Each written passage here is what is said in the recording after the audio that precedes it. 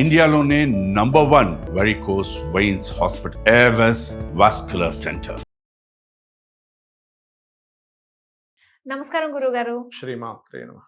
గురుగారు, ఈ మధ్య క్లౌడ్ బర్స్ట్ అన్నది బాగా వింటున్నాం గురుగారు. ఈ పేరు అసలు చిన్నప్పుడు ఎప్పుడు కూడా, అంతకు ముందు ఎప్పుడు కూడా అంటే క్లౌడ్ బర్స్ట్ జరిగింది లేదు. కుండపోతగా ఒకేసారి కుండపోత వర్షం చూసాం కానీ ఇది మరీ దారుణంగా ఉంది. మన తెలంగాణలోనే చాలా ప్లేసెస్ లో, అటు కామారెడ్డి చూసుకున్నా, షేర్లింగంపల్లిలో చూసుకున్నా, అసలు విట్నెస్ అండి, డైరెక్ట్ గా చూసాము. ఇంత దారుణంగా ఉందా అనిపించింది.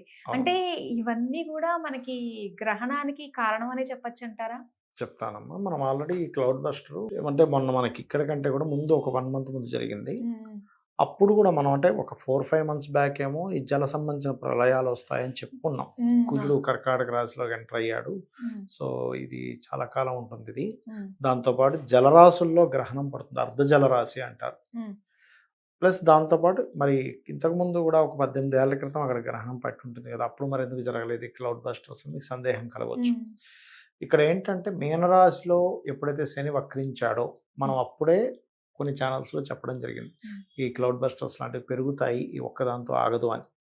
ఇదేంటంటే ఇప్పుడు జరిగినవే కాకుండా ఇంకా ఉంటాయమ్మా, మల్టిపుల్గా ఉంటాయి ఇంకా.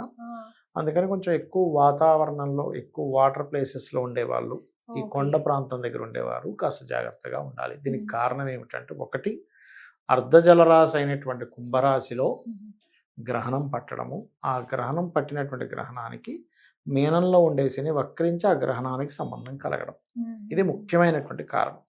దీనివల్ల ఇటువంటి బ్లస్ట్ అంటే ఎలా అంటే పగలే చీకటిగా అయిపోవడం, మొత్తం చిమ్మ చీకటి ఉన్నట్టుగా అవుతుంది, మొత్తం మేఘాలతో కమ్మేసినట్టు కావడం, ఆ మేఘాలు బ్లాస్ట్ అవ్వడం, సడన్గా వాటర్ మొత్తం రావడం, ఇవన్నీ కూడా ఈ రాబోయే 2-3 monthsలో ఇంకా మనం చూస్తాం చెప్పాలంటే.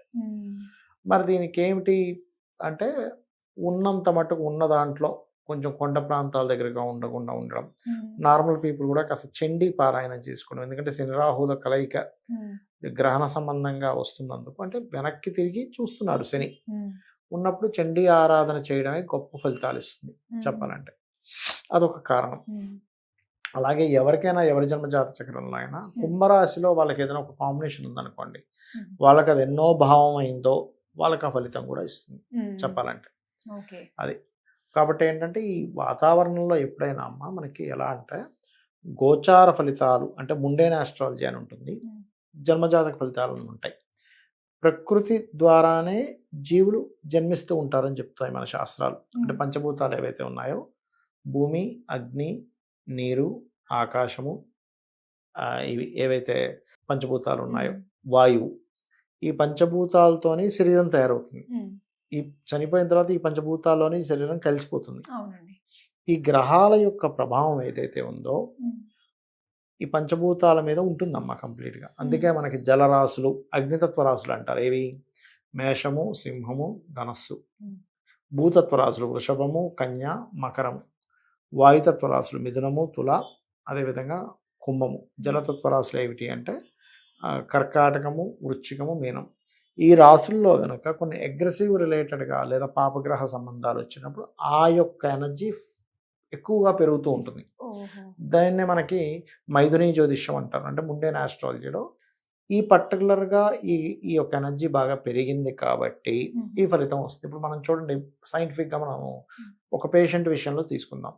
బీపీ బాగా పెరిగింది, షుగర్, బీపీ రెండు ఒకటేసారి పెరిగాయి, ఏమవుతుంది? నరాలు ఏదైనా చిట్లని జరుగుతుంది. అవునా? అంటే ఏమిటి? ఒక ఎనర్జీ అంటే ఉన్నదానికంటే ఎక్కువ ఎనర్జీ పెరిగింది.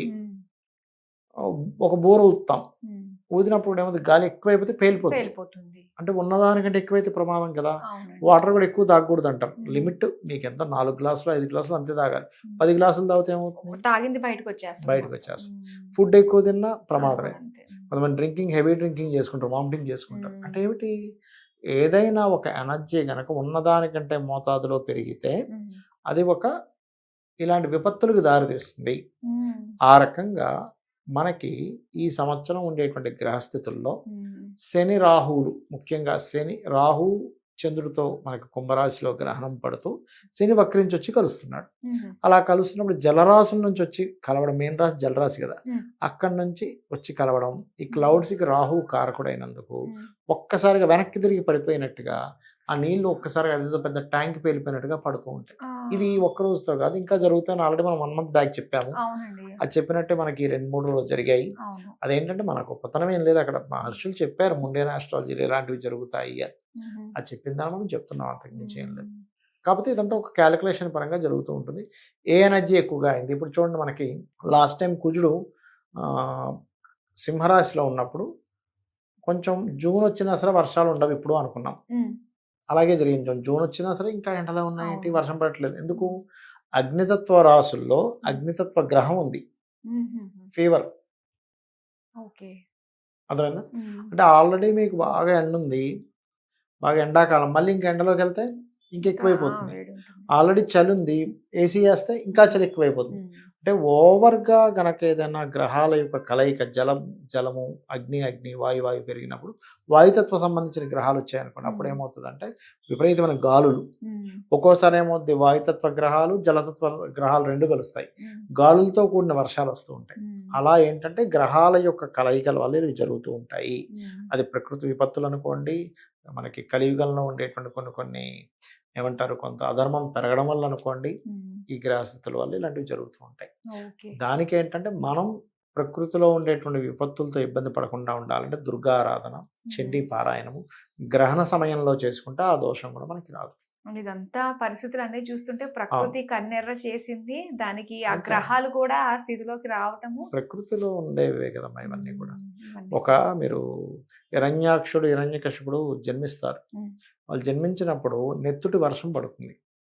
ఓకే. అంటే ఏంటి, ఇవన్నీ సంకేతాలు, కలియుగం, కలి యొక్క ప్రభావం పెరిగిపోతుందని చెప్పడానికి సంకేతాలు ఇవన్నీ కూడా. ఓ, ఓకే. ఇంకా ముందు అయితే ఇలాంటివి అయ్యో, కలియుగంలో చాలా చాలా ఉంటాయి, చాలా చూస్తూ చాలా ఉంటాం. చాలా ఉంటాయమ్మా. ఓకే. మనం ఏంటంటే అమ్మవారి పాదాలు పట్టుకొని మనం రక్షించుకోవాలి.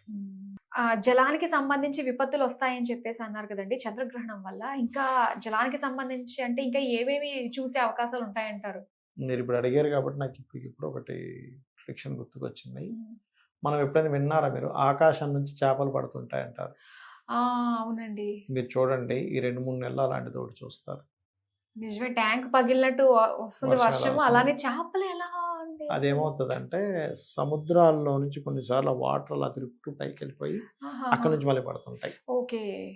పడుతుంటాయి మళ్ళీ అవి కూడా చూస్తాం వస్తాయి. అన్నమాట ఎందుకంటే అయితే. మీనరాశిలో ఉండే శని వక్రీగత కదా. మీనం అంటే చేపలు. మ్మ్. మీనం నుంచి శని ఎప్పుడైతే వక్రించాడో, ఓ. ఈ వర్షాలతో పాటు అలాగా పైకి వెళ్ళినటువంటివి కొన్ని, అంటే చిన్న చిన్న వాటిలాగా పైకి వెళ్ళి అవి అక్కడికక్కడ ఆకాశంలో క్లౌడ్లో ఫామ్ పడటం, ఇట్లాంటి మనకి ఇంతకుముందు కూడా గతంలో జరిగాయి, ఒకసారి అవునండి. జరిగింది. అలాంటివి జరుగుతాయి, మీరు ఓకే. చూడొచ్చు. ఓకే. చాలా చాలా ఆ, వింతలు విడ్డూరాలు మనకి చూడబోతున్నాం. ఐస్ మనకి పడుతుంటాయి చూసారా? వడగళ్ళ వాన. వడగళ్ళ వానలు, ఆ, ఇలా క్లౌడ్ బస్టర్స్, ఓకే. చేపలు పడ్డము, ఇలాంటివన్నీ కూడా జరుగుతాయి. ఓ, చాలా సంతోషం గురుగారు. ఇప్పుడు జరుగుతాయి, మీన రాశిలో గ్రహణం పట్టేటప్పుడు కూడా జరుగుతాయి. ఓహోహో. అంటే మనకి ఇది కంటిన్యూస్ ప్రాసెస్ ఎంత వరకు ఉంటుంది అంటారు ఈ ఏం చంద్రగ్రహణం లేదమ్మా, ప్రభావం? గ్రహణ ప్రభావం 41 రోజులు ఉంటుంది. 41 రోజుల్లో ఏమన్నా మనం చూడొచ్చు. Yeah.